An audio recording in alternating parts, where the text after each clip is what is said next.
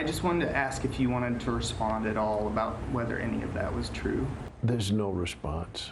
From the man who had us all laughing with I Spy and The Cosby Show to a convicted felon, Bill Cosby's life has taken quite a dramatic turn. If you're curious about this rather sad tale, stay with us as we explore the truth about Bill Cosby and how he lives today. A life in shambles. It's unsettling to see a man once hailed as a cultural icon drift into old age and be surrounded by shame instead of admiration. It all goes back to December of 1965, when a young woman named Christina Reilly, who would later be known as one of the Jane Does in the Andrea Constand case, said she had been sedated and assaulted by Cosby inside his Beverly Hills home. Though she didn't go public right away, she told her boyfriend what happened not long after. She later shared the same story with her daughter during the 1980s, which only meant she had been carrying this burden for decades. But here's where it gets worse. Christina wasn't the only one. Sometime in the early 1980s, Joan Tarshiz told a freelance reporter, John Millward, that Cosby had assaulted her too, though he never published the story. This isn't the end of allegations that never made it to the public. In 1996, Victoria Valentino, who was once a Playboy playmate, gave a videotaped interview making similar allegations while filming an exposé about life behind the Playboy image. Still, that footage never made it to the public either. By 2014, when the storm started becoming intense, Wendy Williams remembered a moment from her radio show in 1990 when she mentioned those same rumors published earlier in National Enquirer tabloids. She recalled how Cosby had personally called her boss during the live broadcast, demanding she be fired on the spot. In contrast, while these stories remained buried for years, Bill Cosby became one of the most beloved figures in American entertainment. After all, he was America's dad and a man who could do no wrong. The dark side of fame. In the 1980s and well into the early 90s, Bill Cosby wasn't just a star, but practically untouchable. The Cosby Show wasn't a hit, but a cultural monument. It redefined how American families saw themselves, especially black families, and gave audiences something they hadn't seen on primetime television before. A successful, wholesome black household led by Cliff Huxtable, a wise, sweater-wearing father figure played by none other than Cosby himself. For many, he wasn't just an actor. He was America's dad. While he stood on stage criticizing saggy pants and preaching responsibility to black communities, nobody could have imagined that this same man could be capable of anything darker than a bad joke. It was unthinkable, even absurd, to accuse Bill Cosby of so much as littering. That's how deep the admiration for him ran. On February 1, 2000, a 20-year-old woman named Laquelle Covington filed a police complaint alleging that Cosby had exposed himself and groped her in his Manhattan townhouse. However, he denied everything when questioned, and the case quietly dissolved. Then came January 2004, when Andrea Constand, an employee at Temple University, accused Cosby of sedating and assaulting her. For a moment, it looked like things might finally come to light, but by February 2005, the Montgomery County District Attorney announced no charges would be filed due to a lack of evidence. However, Constand didn't go away. She filed a civil lawsuit just a month later, and that suit revealed a long list of 13 women who were prepared to come forward if the case ever went to trial. However, Cosby settled out of court in 2006 for an undisclosed amount, and everything disappeared again.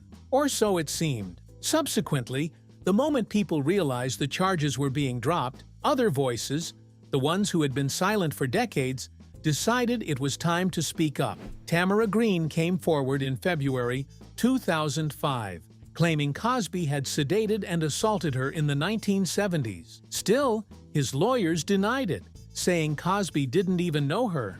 The only problem was that no matter how much they tried to cover the cracks on the wall, the tension behind it was only pushing it wider for everyone to see. Beth Ferrier, another of the anonymous Jane Does in the Constand case, spoke up that same year.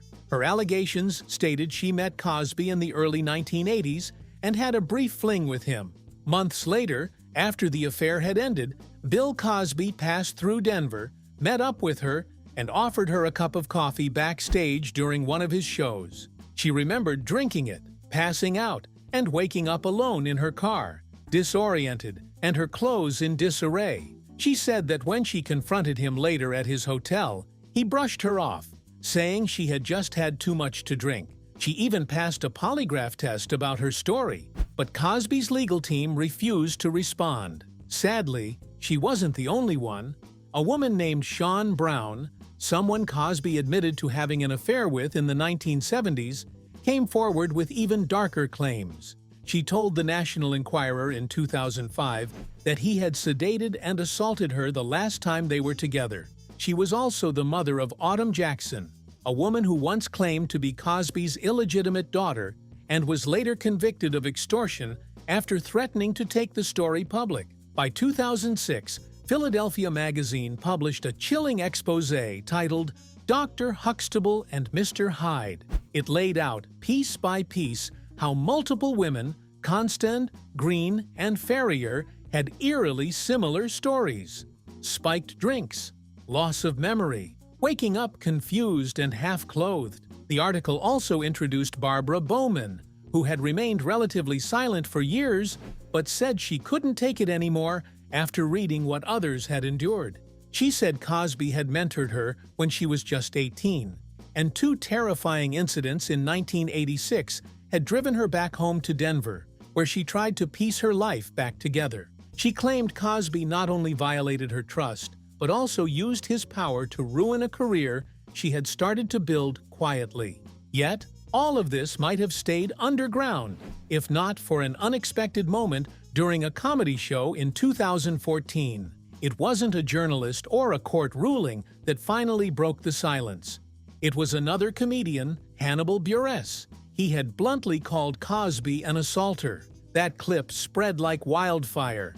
This time, it wasn't just gossip anymore. Suddenly, people started asking questions. Old interviews were dug up, and a story boiling under the surface for years finally exploded. Even Jerry Seinfeld, who once wrote in an enthusiastic endorsement for Cosby's now discredited 2014 biography that he would leave religion before he would stop idolizing Cosby, was silent. The evidence kept piling up, and it became harder and harder to separate Cliff Huxtable from the man behind the curtain. When Cosby finally walked into the Montgomery County courtroom, gray-haired and leaning on a cane, he looked like a relic of another time. He looked fragile, worn out, and utterly different from the icon people had once adored. Judge Elizabeth McHugh read out 3 second-degree felony charges of aggravated indecent assault, and Cosby simply said yes. Yet the most devastating part wasn't just what he had done, it was how long he had gotten away with it, how the power of fame, charm, and television turned one man into an untouchable force, while so many women were left to bury their pain in silence. A fall from grace. Now, here's where everything began to shift. One night in Philadelphia, October 6, 2014, the comedian Hannibal Buress stood before an audience and called Cosby out. Buress had been doing this bit for months, with barely a ripple, calling out Cosby's habit of lecturing young black men about how they dressed or behaved, while he was ignoring what he had allegedly done behind closed doors. That night, Buress claimed Cosby assaulted women. At first, people laughed. Then Buress pushed them to look it up when they got home. Search Bill Cosby assault, he said, and people did. That October clip went viral after Philadelphia Magazine posted it, and within days, the media was digging back into stories many had ignored or dismissed for years. Suddenly, the question wasn't if Cosby had done something, but how he had stayed untouchable for so long. This feeling of being untouchable was what Buress had called his Teflon image. It explained that nothing ever seemed to stick, no matter how many stories were said about him. Not long after, Cosby's team tried to control the damage. Unfortunately, the results backfired immediately. A post on his Twitter account read, "Go ahead, meme me." And the internet did precisely that. The memes that flooded in weren't about sweaters or pudding pops. they were about the accusations.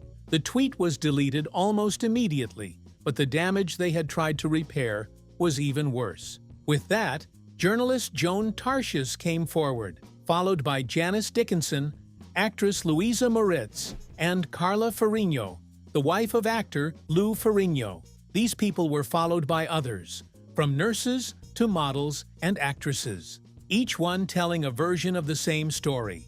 Some said it happened in the 60s, others in the 80s or 90s.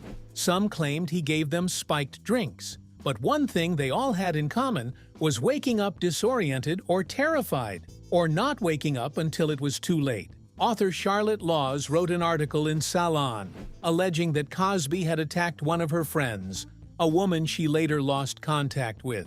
Model Beverly Johnson added her voice too. In a Vanity Fair piece, she said Cosby sedated her during an audition in 1986, and that she wasn't alone, as she knew of other women with similar stories. Cosby's attorneys were on the other side of the book, trying all they could to push back. They released a statement dismissing Janice Dickinson's claim, saying it didn't match stories she had told in the past.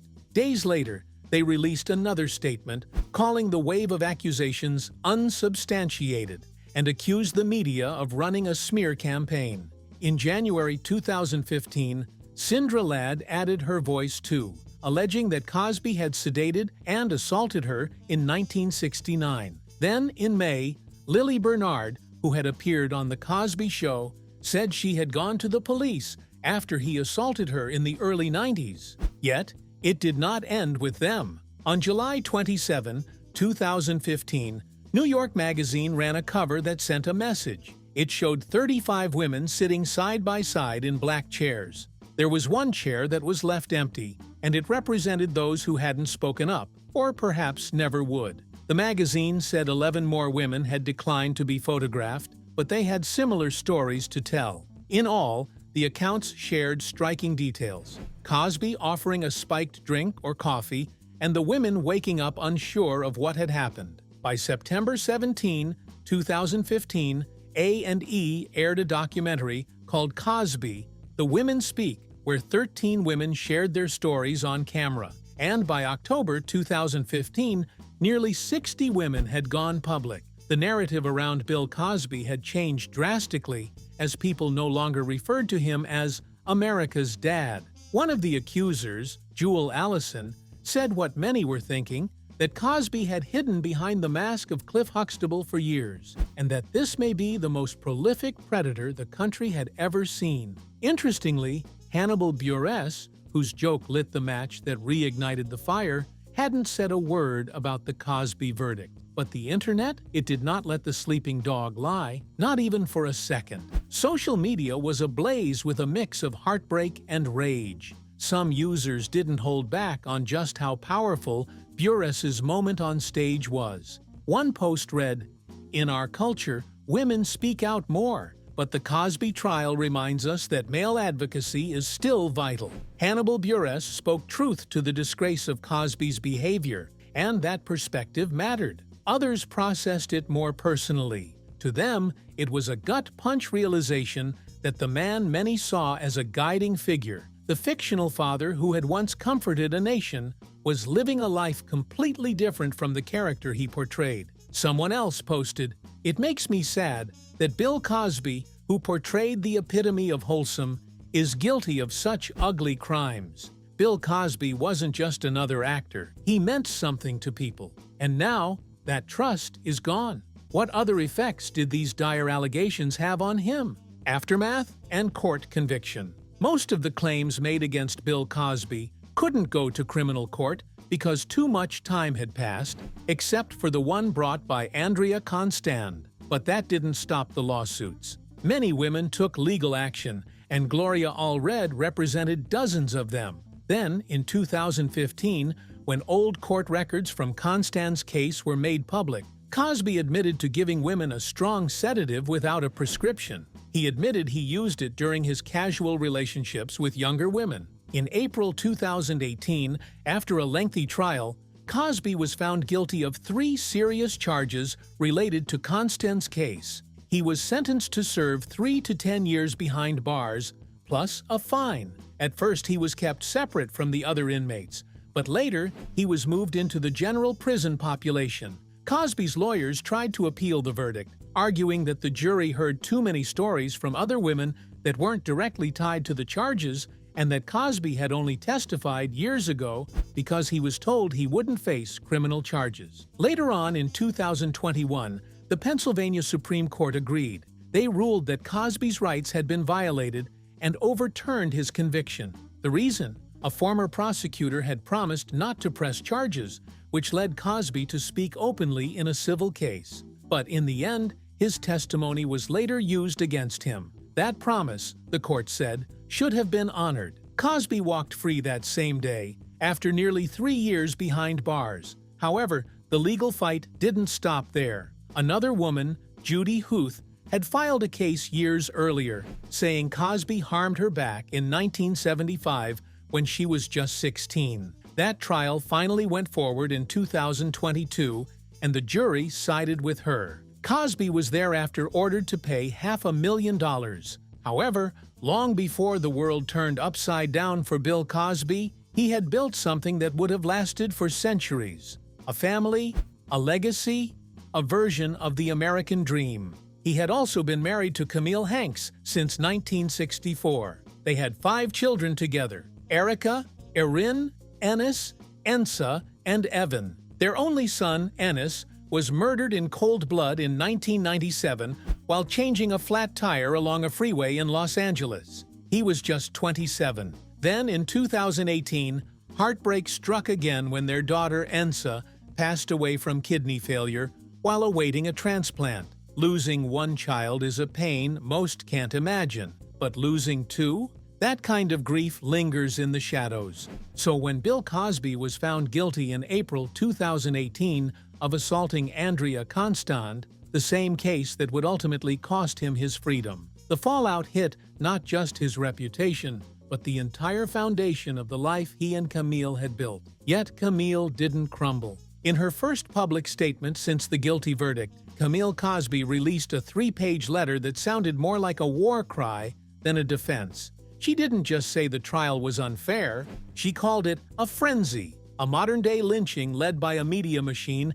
and a legal system that, in her eyes, had already chosen its villain long before the courtroom doors opened. She said her husband had been convicted not by evidence, but by emotion, and she went as far as demanding that the district attorney be criminally investigated. But that's not all of what she stated. She drew a clear-cut comparison between her husband's fate and the 1955 lynching of Emmett Till, a 14-year-old black boy brutally murdered after a false accusation from a white woman. In her words, once again, an innocent person has been found guilty based on an unthinking, unquestioning, unconstitutional frenzy propagated by the media and allowed to play out in a supposed court of law. Still, behind the scenes, the man the world once called America's dad faced a reality that few could see. According to a publicist from Purpose PR, a firm Cosby had long worked with, the comedian had woken up one morning and told his wife he couldn't see. Doctors later confirmed the blindness was permanent, and by the time his trial played out in full, he could no longer rely on his vision. Whenever he performed back before his arrest in December 2015, the backstage crew had to draw a thick yellow line from the dressing room to his onstage chair so he could rehearse the walk again and again for hours, as it was the only way he could step into the spotlight. And yet, even with the weight of scandal, the loss of his son and daughter, the courtroom humiliation, and the prison walks, Cosby may have still clung to something else: the stage. In a 2023 radio interview, when asked whether he planned to return to touring, the now 86-year-old Cosby said, "Yes." Many might not know that long before the fame and the scandals, Bill Cosby was just a kid in Philadelphia trying to make people laugh before the fall. At Mary Channing Worcester Public School, Bill Cosby wasn't just any student. He was the class president and captain of the baseball, track, and field teams. But even with all that responsibility, teachers couldn't help but notice something else about him. He joked more than he studied, always cracking jokes in class, earning him a reputation as the class clown. He then transferred to Central High School, one of the toughest academic schools in the city. Cosby continued to indulge in sports, playing football, basketball, baseball, and running track there. However, his grades couldn't keep up with his energy. He later transferred to Germantown High School, and not long after, he failed the 10th grade. In 1956, at the age of 19, Cosby joined the U.S. Navy. He trained and worked as a hospital corpsman, serving at several major bases, including Marine Corps Base Quantico in Virginia, Naval Station Argentia in Newfoundland, and the National Naval Medical Center in Maryland. His work was hands-on and intense as he provided physical therapy for Navy and Marine Corps veterans who had been wounded in the Korean War. He stayed in the service for 4 years, rising to the rank of Petty Officer 3rd Class. Even during that time, Cosby didn't stop thinking about his future. Through correspondence courses, he managed to earn his high school equivalency diploma while still enlisted. And once he got out, he didn't waste any time. He landed a track and field scholarship to Temple University in 1961, where he studied physical education. Cosby started bartending at a local club in Philly, and it was there that his old habit of making people laugh started paying off in a new way. Bigger laughs meant better tips, and before long, the comedy took on a life of its own. He found himself stepping onto the stage, leaning into the crowd's reaction, and that's when things really shifted. He dropped out of Temple to chase a full-time career in comedy. Years later, he decided to continue his education. In 1971, Cosby resumed his education. He went on to earn a Master of Arts degree from the University of Massachusetts Amherst in 1972. Eventually, he completed a Doctor of Education degree as well, choosing to write his dissertation on how Fat Albert and the Cosby Kids could be used as a tool for education. So now, at 86 years old, Bill Cosby's life has changed significantly. The stages are gone, and his legacy? It isn't very easy. What remains is a man many refuse to forgive, others continue to defend, and most just can't quite forget. What's your take on the tragic events in Bill Cosby's life? Kindly share your thoughts in the comments. Thanks for watching. If you enjoyed this video, please like and subscribe to our channel. Before you go, explore the other videos displayed on your screen.